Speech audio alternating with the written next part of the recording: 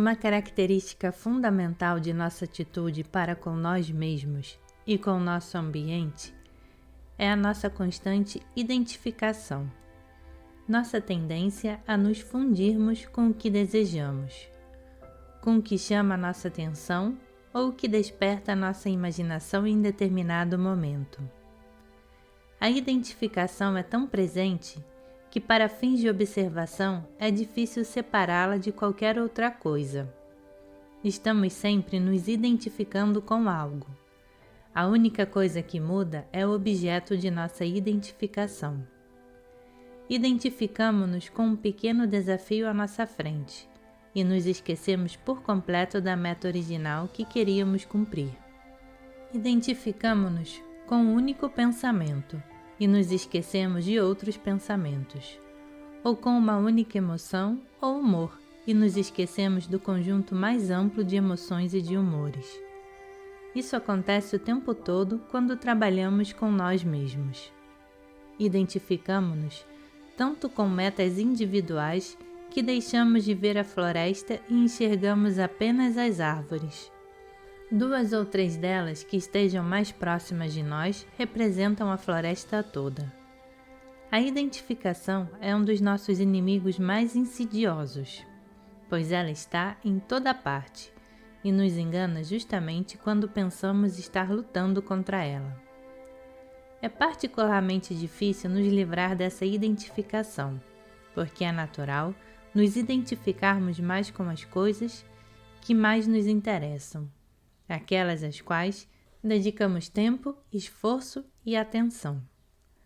As únicas formas de nos libertarmos dessa identificação é nos manter constantemente em guarda e não termos pena de nós mesmos, ou seja, estarmos prontos para contemplar sem medo todas as formas sutis e ocultas que a identificação pode assumir. É necessário nos dedicar ao estudo da identificação até chegarmos às suas raízes em nós mesmos. Parte do que torna sua presença tão difícil é que costumamos vê-la como uma característica positiva.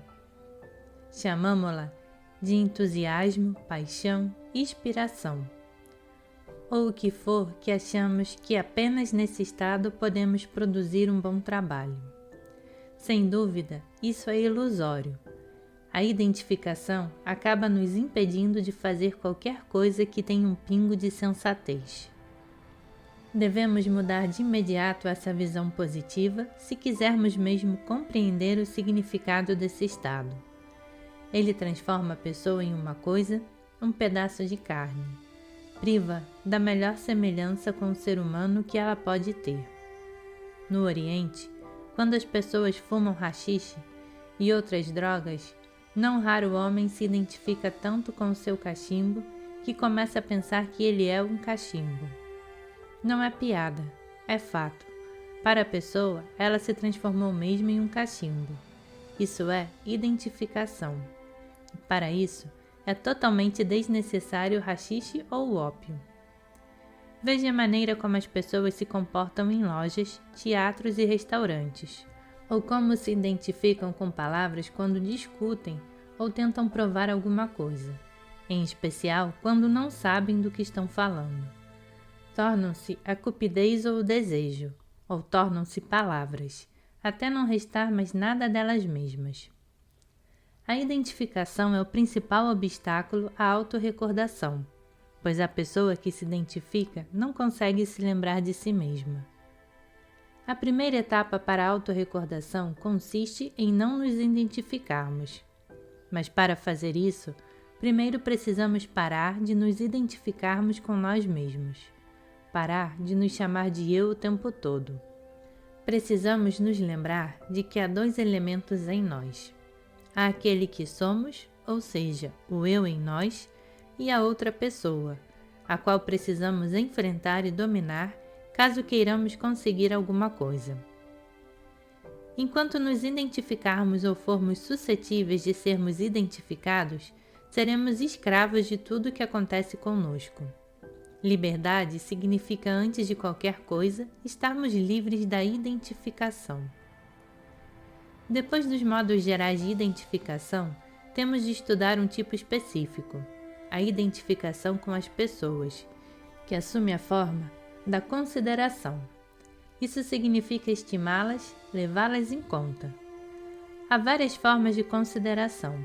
A mais comum é levar em conta o que os outros pensam a nosso respeito, como nos tratam, que tipo de atitude parecem ter conosco.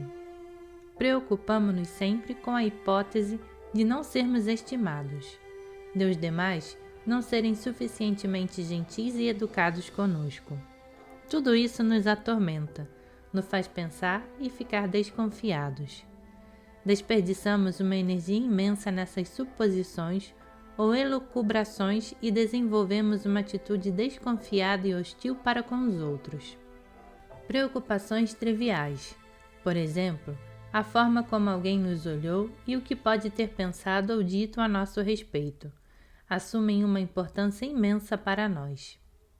Toda essa consideração é uma mera forma de identificação, totalmente baseada em nossas demandas internas, em nossos requisitos.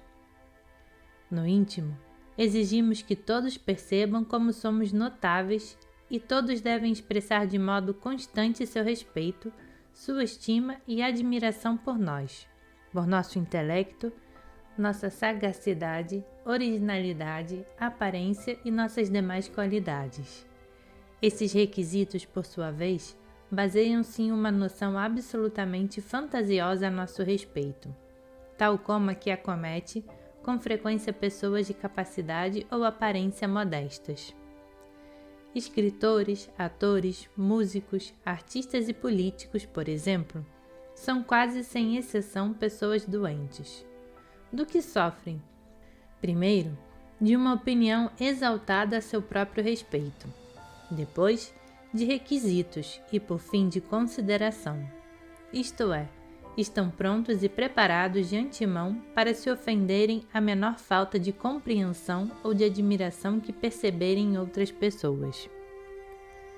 Até agora, falamos de consideração interna, ou seja, a identificação com os outros. Seu oposto é a consideração externa, que também pode servir para combatê-la. A consideração externa baseia-se em uma atitude completamente diferente em relação às pessoas e envolve a adaptação a seus requisitos e fraquezas. Com a consideração externa, fazemos o que facilita a vida para nós e para os outros. A consideração externa exige tanto conhecimento das pessoas, de seus gostos, hábitos e preconceitos, como um elevado grau de autocontrole. Volta e meia, desejamos sinceramente dizer a alguém o que pensamos ou sentimos de fato a seu respeito. Se somos fracos, cedemos e justificamos as consequências desagradáveis dizendo que não queríamos mentir nem fingir, que queríamos ser honestos. Depois, convencemo-nos de que a situação foi culpa da outra pessoa, que na verdade queríamos levá-la em consideração, sem discutir, deixando-a fazer as coisas a seu modo. Mas a outra pessoa não quis levar em consideração, o que impossibilitou um acordo. É uma tendência humana comum começar com uma bênção e terminar com uma maldição. Começamos decidindo não considerar os demais e acabamos culpando-os por não nos levarem em consideração. Esse é um exemplo de como a consideração externa passa para a consideração interna. Se nos lembrarmos de nós mesmos, porém, também iremos nos lembrar de que as outras pessoas são máquinas, assim como nós. E iremos entrar em sua posição, colocarmos-nos em seu lugar, sermos mais capazes de compreender e de sentir o que pensam e sentem.